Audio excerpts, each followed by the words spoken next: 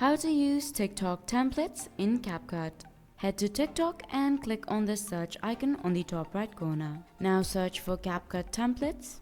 Now you can switch to videos and look for a template that you like best. This is the one that I've selected. Now right on top of the caption you'll see CapCut, try this template. After I've selected the template, it'll give me a preview of it.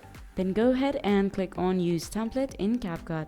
Make sure that you download the CapCut app beforehand. You'll be redirected to the CapCut app. Now you have to click on Use Template at the bottom right corner. Now all you need to do is select the required amount of clips. Then go ahead and click on Preview. This might take a couple of seconds.